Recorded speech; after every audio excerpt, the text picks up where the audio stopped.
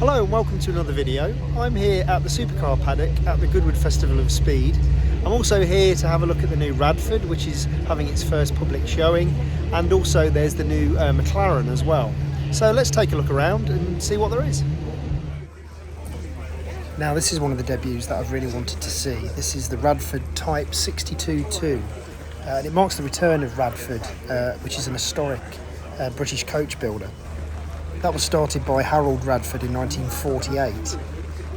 He did things like a shooting brake version of the Aston Martin DB5 and lots of fancy minis for famous people like Peter Sellers, the Beatles, Twiggy and even Enzo Ferrari.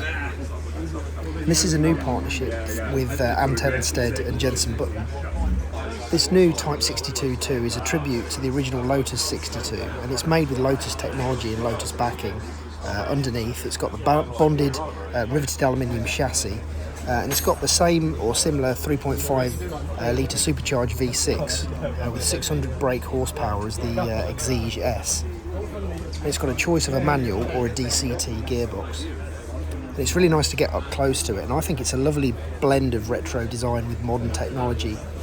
It's also got Brembo CC-MR brakes with monoblock calipers. And you'll notice as well that the door's cut into the roof, which as well as looking really cool, it's also a nod to Radford's heritage because they did the first body prototype for the Ford GT40 back in the day. Only 62 of them are going to be built, but also as well as that you get a nice track day with Jenson Button when you buy it, so that's pretty cool. This is the new McLaren Artura, which is having its debut here as well. This has been quite a long time in sort of the gestation period and people were starting to wonder what had happened to it, but it's quite a leap forward because it does away with the familiar sort of architecture that we're used to with the McLaren, the sort of race-derived Toyota-based V8 and replaces that with a V6 and hybrid power as well. It's a plug-in hybrid. It's got 671 brake horsepower, twin-turbo V6. It's got a 180-degree V to it, so the turbos sit inside the V in the hot V configuration. It's got twin clutch and it's got 585 brake horsepower just from the engine. The carbon tub apparently has been completely redesigned, which makes it much stiffer than previous models. And the twin clutch gearbox has got an extra gear because reverse gear is handled by the electric motor. And the good news is that it's still got hydraulic steering. McLaren have stuck with that. And there's no regen on braking as well, like other models or other competitors. They wanted to maintain the braking purity. And like the 296 GTB, you can drive silently through town with this. It's got a 7.4 kilowatt hour battery pack that's got 95 horsepower of electric drive. And McLaren says that you can drive for 19 miles on electric only, which will be pretty useful around town. I think the vents on the front wing look a little bit messy. I think the GT4 RS handles that area quite a bit better. The dry weight is 1,395 kilos, with the din weight being 1,498 kilos. Nice thing about it in person as well, it looks small and slightly inconspicuous as well compared with the other models, and I pretty much prefer that. And apparently the price is going to be £182,500.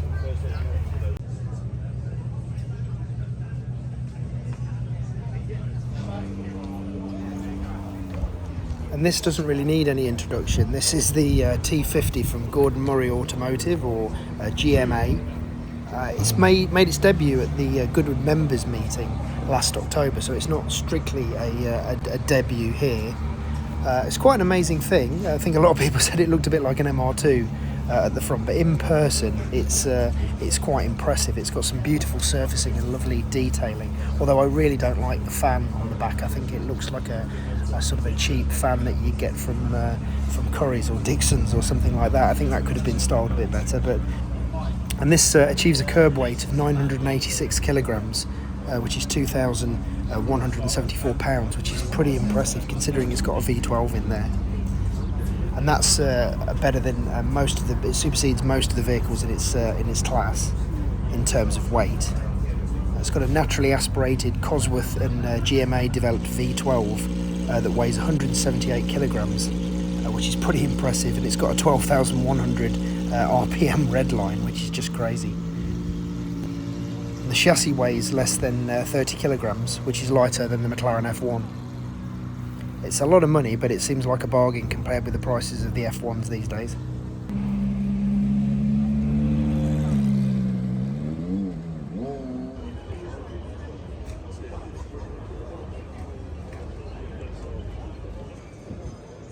This is one of my stars of the show, to be honest, being a Porsche guy. It's the Singer Turbo Study, which is a reimagining by Singer of the 930 Turbo from 1975. It's based on a chassis from a 964, as previous Singers.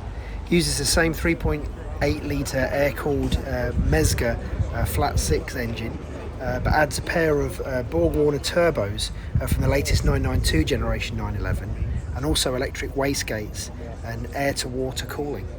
Power is upwards of 450 brake horsepower with over 400 foot-pounds of torque.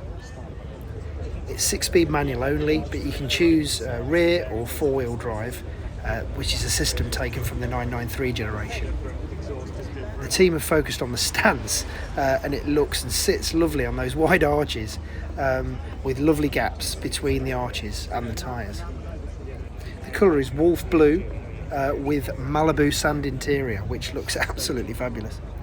It's not a limited run like the DLS. It really is just absolutely beautiful. You can really see the detailing and the honing of every last detail, and the refining of and smoothing out little ugly manufacturing high volume details that you would have had on the original for necessity. It really is a beautiful thing.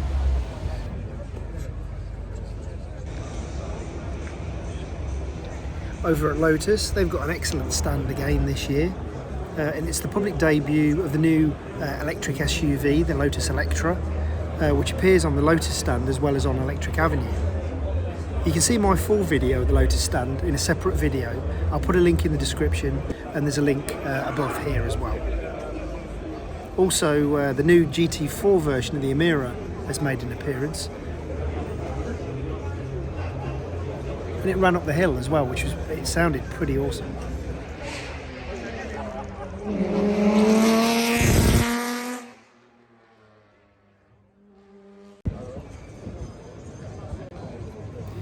Over on the Porsche stand, I've been looking forward to see the new Porsche Heritage Edition 911 Sport Classic, and I wasn't disappointed. Fantastic colour and lovely graphics it's got on it.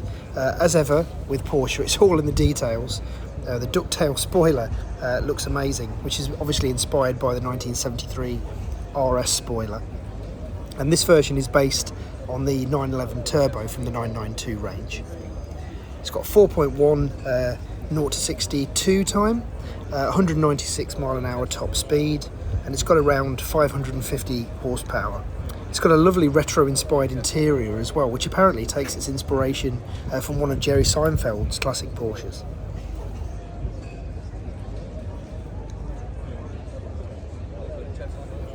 Now this is cool. It's the Mission R.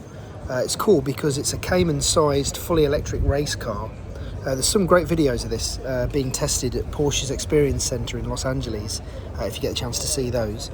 If you squint a bit and knock off some of the lower racing bodywork, I think you're definitely looking at the next Cayman, which is really going to give a Lotus Amira some sleepless nights.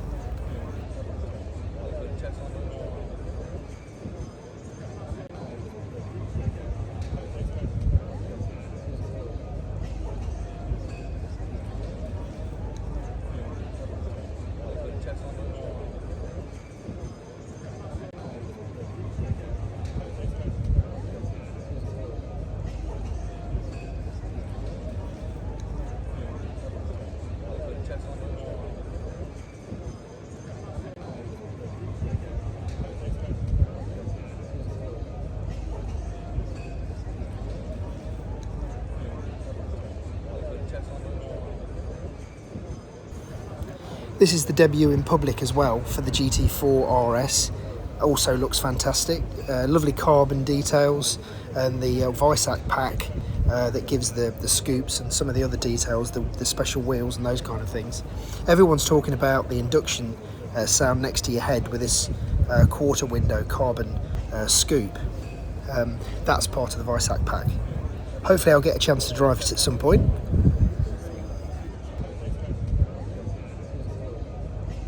As I mentioned earlier, these front wheel arch pressure relieving vents are much nicer than how they've been resolved on the McLaren Artura.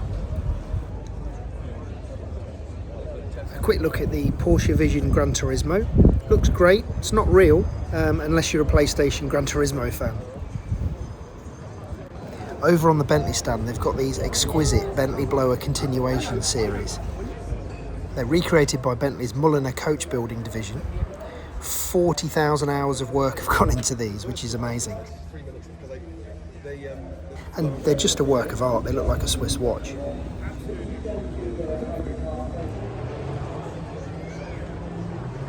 This is the Polestar 02 electric roadster concept. It's just a concept, no specs or mechanicals, but of course it's electric.